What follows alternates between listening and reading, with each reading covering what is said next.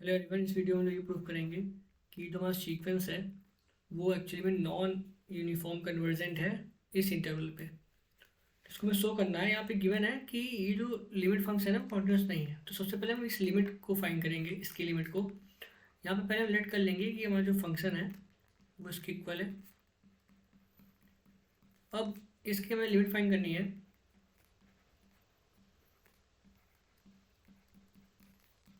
तो हम देखेंगे कि यहाँ पर जो हम इसको x को 0 to 1 लेंगे, तो हम ये देखते हैं कि 0 to 1 लेने पे हमें पता है कि जो हमारा लिमिट ऑफ x⁻n है वो 0 की ओर जाती है, क्योंकि 0 to 1 में जो s की वैल्यू होगी वो फ्रैक्शन फॉर्म में होगी, यानी 1/1, 1/2, 1/3, 1/4। तो जब n इन्फिनिटी की ओर जाएगा, जब ये इन्फिनिटी की ओर जाएगा तो ओवरऑल वैल्यू 0 हो जाएगी। तो इसका मतलब है कि ऊपर की वैल्यू 0 हो जाएगी और ये भी 0 की ओर जाएगा। तो इसका मतलब है कि जो हमारा जो ओवरऑल फंक्शन होगा वो 0 हो जाएगा। फिर अगर जब हमारा x जो है वो 1 के इक्वल होगा, तो यहाँ पे हम देख सकते हैं कि यहाँ पे 1/1 + 1 यानी कि 1/2 आ जाएगा। तो यहाँ पे 1/2 आ जाएगा। थर्ड, यहाँ पे हम देख सकते हैं कि जब हमारा x जो है वो हमारा क्या है, वो 1 से बड़ा है और 2 के बीच में है। इस केस में अगर देखें हम, तो हमारी जो लिमिट होगी, limit n tends to infinity fn x, इसको हम लिख सकते हैं 1/1 + 1/xn। कैसे लिख देंगे? यहाँ पे आप देख सकते हो, अगर हम डिनोमिनेटर एंड डिनोमिनेटर में xn से डिवाइड कर दें, तो xn/1 और xn/xn,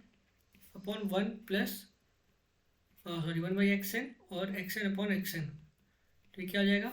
1/1 प्लस ये आ जाएगा। ठीक है, ठीक है।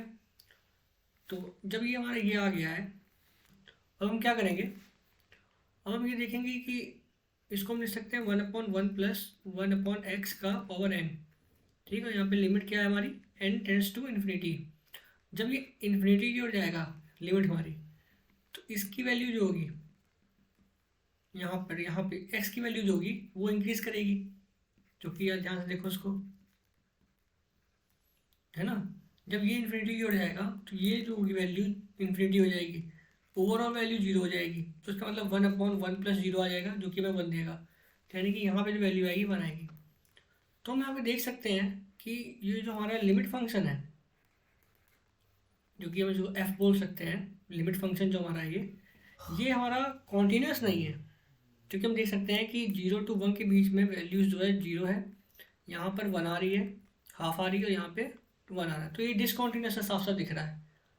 अब हमें ये बताना है कि क्या हमारा जो fn(x) है और f जो है, क्योंकि ये तो इस पर कन्वर्ट कर रहा ना, f इसकी क्या है, f जो है fn(x) की लिमिट है। तो क्या ये यूनिफॉर्म कन्वर्जेंस हो रहा है या नहीं हो रहा है, इसको दिखाना है। तो अगर हम मान लेते हैं, यहाँ पे चलो एज्यूम कर लेते हैं कि जो हमारा लिमिट, जो हमारा फंक्शन है वो हमारा यूनिफॉर्म कन्वर्जेंस हो रहा है f पे, मान लेते हैं। तो बाई जो हमने थ्योरम पढ़ी थी अभी 8.2.2 की थ्योरम पढ़ी थी, जिसमें मैंने ये कहा था कि अगर हमारा fn जो होता है वो क्या होता है, एक सीक्वेंस है ऑफ कॉन्टिन्यूस फंक्शंस की एक सीक्वेंस है। ठीक है, ऑन सेट ए आर,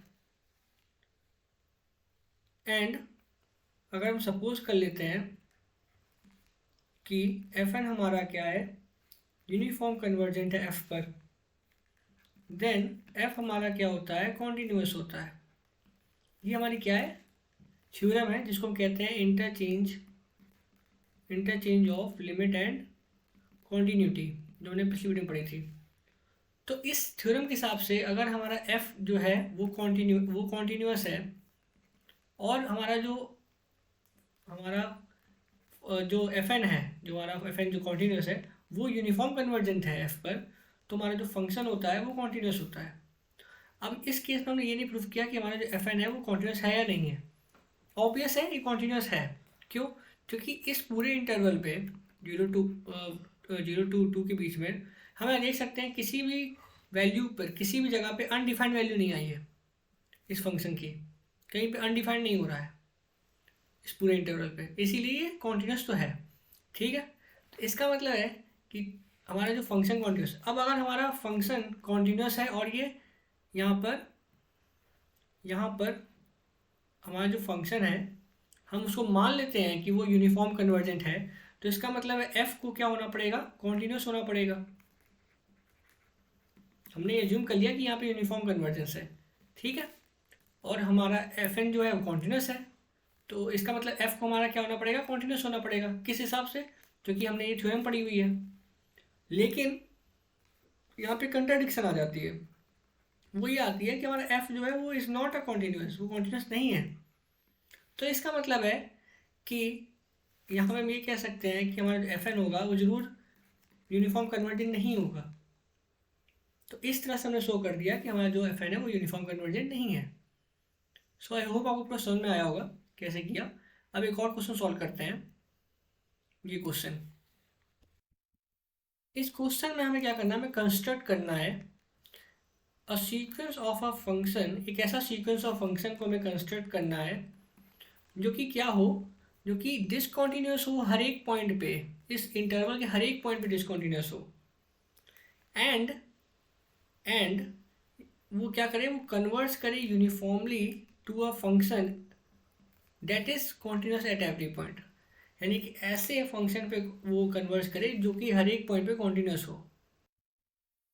तो यहाँ पे हम ये मान लेते हैं कि हमारा जो फंक्शन है वो क्या है, 1/n वैल्यू लेता है जब x जो है हमारा वो क्या है, वो बिलोंग्स कर रहा है रैशनल वैल्यू को, यानी कि 0 एंड 1 के बिटवीन यहाँ पे रैशनल्स वैल्यू भी होंगी, इरेशनल्स भी होंगी, है ना। जैसे 0 एंड 1, फिर यहाँ पे 1/2, 1/3, 1/4 जितनी वैल्यूज होंगी वो रैशनल्स है, लेकिन उनके बीच में इरेशनल्स वैल्यूज भी तो होंगी। तो उन इरेशनल्स वैल्यूज को हम बोल देते हैं कि वहाँ पे 0 है हमारे फंक्शन की वैल्यू। तो क्लियरली हम ये तो देख सकते हैं कि यहाँ पे हमारा जो फंक्शन है वो डिसकॉन्टिन्यूस है हर एक पॉइंट पे, क्योंकि between every rational there is an rational number.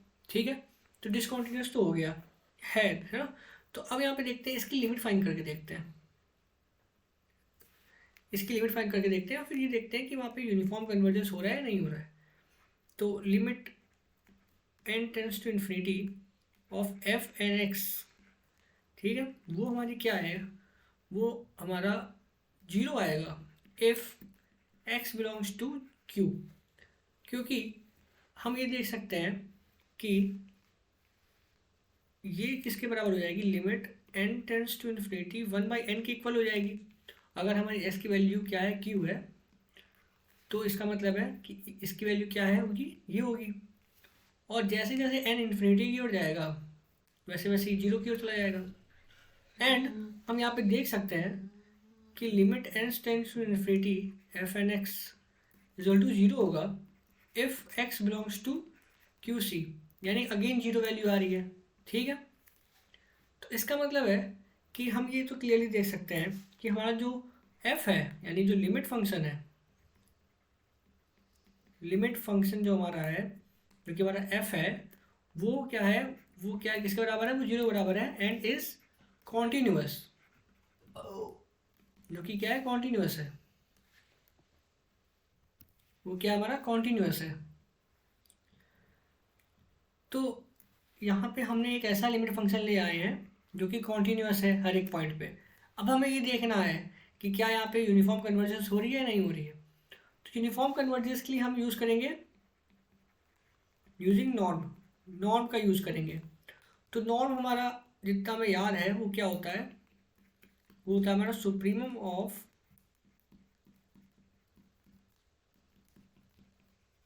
ये होता है। ठीक है, एंड हमें पता है कि अगर हमारा F N X minus F X का जो नॉर्म है वो 0 की ओर जाता है as n tends to infinity, तो इसका मतलब है कि ये क्लियरली हमें बताता है कि यहाँ पे क्या हो रहा है, एक यूनिफॉर्म कन्वर्जेंस हो रही है ना, यूनिफॉर्म कन्वर्जेंस हो रही है। अब यहाँ पे देखो, यहाँ पर हमारा F N X minus F X का जो नॉर्म है वो बराबर किसके हो जाएगा, 1/n माइनस 0 के बराबर हो जाएगा when x belongs to q, यानी रैशनल नंबर पे जब x बिलोंग करेगा तो हमारे इसकी वैल्यू क्या है, 1/n है। तो यहाँ पे क्या आ जाएगा हमारा, ये 1/n के इक्वल हो जाएगा। और हम यहाँ पे देख सकते हैं कि ये जो वैल्यू है 0 की ओर जाएगी एज n हमारा इन्फिनिटी की ओर जाएगा। ठीक है, आपको पता होना चाहिए, आपको एक चीज़ पता होनी चाहिए कि हमारा जो ये होता है fn(x - f(x) less than epsilon is same as, ठीक है, ये सेम होता है। और यहाँ पे आप एक और तरीके से इसको कर सकते थे, आप ये कह सकते थे कि हम यहाँ पे ऐसी n की वैल्यू ले लें, एक ऐसी n की वैल्यू ले लें, n belongs to natural number, ठीक है, या बोलो k ऐसी वैल्यू ले लें such that for n greater than k हमारी जो 1/n है वो लेस देन एप्सिलॉन आ जाए। तो ऐसी कौन सी वैल्यू होगी, ऐसी वैल्यू हम ले सकते हैं n ग्रेटर देन 1/एप्सिलॉन वैल्यू ले लें। तो इस वैल्यू से बड़ी वैल्यू जब लेंगे तो ये हमारा लेस देन एप्सिलॉन हो जाएगा। तो ये एक दूसरा तरीका हो गया। सिंपल यही होगा कि आप क्या करो,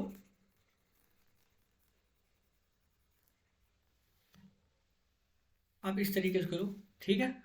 तो ये हमारा क्या हो गया, जीरो के पास चला गया।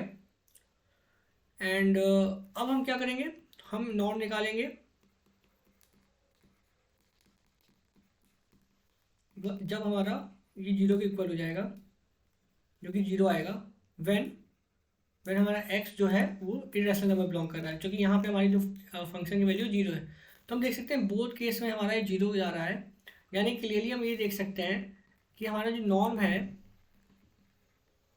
वो हमें 0 की ओर जा रहा है। ठीक है, तो यहाँ से हम क्लियरली ये देख सकते हैं कि यहाँ पे एक यूनिफॉर्म कन्वर्जेंस हो रही है, यूनिफॉर्म कन्वर्जेंस हो रही है।